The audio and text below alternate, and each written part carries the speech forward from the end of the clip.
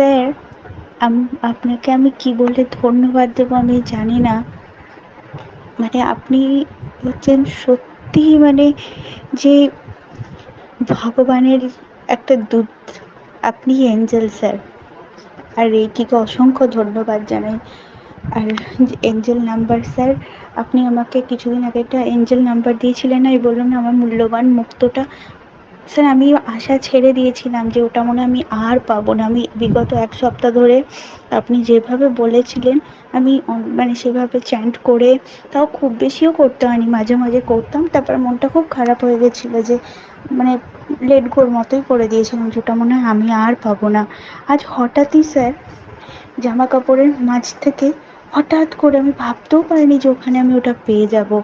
মানে কি যে ভালো লাগছে স্যার। আপনি আমার প্রণাম নেবেন।